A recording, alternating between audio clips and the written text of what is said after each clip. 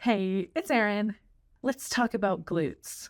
I have 3 glute exercises for you that you're probably not doing, and I think you should give them a try. To me, they're game changers. All right, let's start with number 1, and this is the banded surfer squat. Now, with the banded surfer squat, you have the benefit of a unilateral or a single leg exercise, which means you're able to focus on one side at a time. You're going to place the band just above your knees. You're going to get into about an 1/8 squat position. So you're going to bend your knees slightly. You're going to place all of your weight on one leg. And then with the other leg, you're going to perform a semicircle. So you are going to think about pulling your knee out and also simultaneously bringing that leg back, touching the toe, bringing it back to the starting position. Now, what this is going to do is it's going to, of course, work your glutes, specifically your upper glutes, but you're also going to get some core work in. You're going to get some balance work in as well. It is one of those functional exercises, if you will, so it can greatly help with just overall stability and balance, not to mention give you an excellent pump in the glutes. I would suggest doing this at the beginning as an activation exercise or towards the end as kind of a burnout exercise.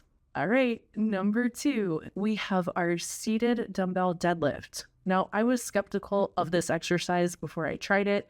I thought, how could anything seated be very effective?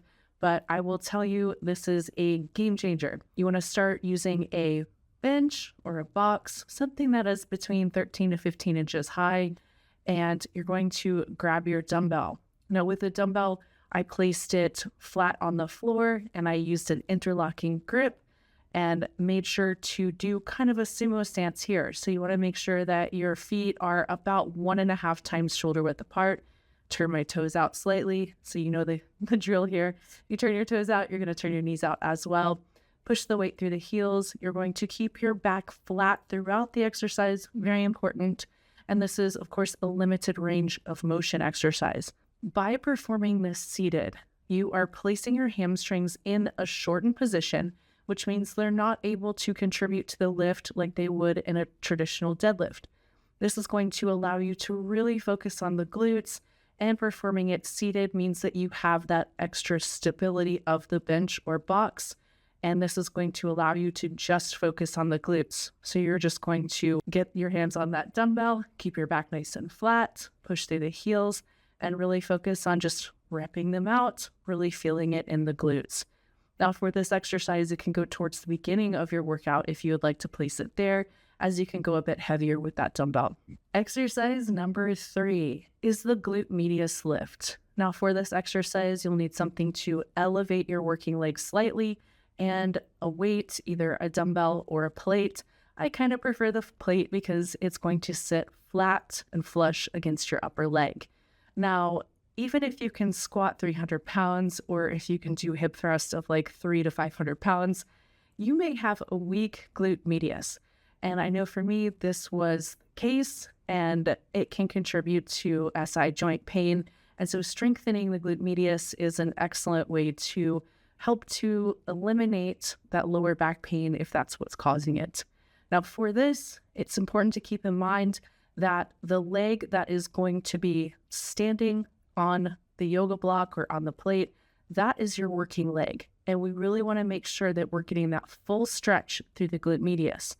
So what you're going to do is find something sturdy. You are going to place that plate on that moving leg, and you're going to lean forward slightly and drop the hip. And by dropping the hip, you're going to get a really nice stretch in that glute medius. Control the movement throughout the exercise. So you don't want to kick up the weight really quickly. You want to make sure that you are going nice and slow and controlled with this range of motion. And you're going to go up to a mid-rep point that feels comfortable, lower the weight, and as you lower the weight, make sure you get that full stretch in the glute medius.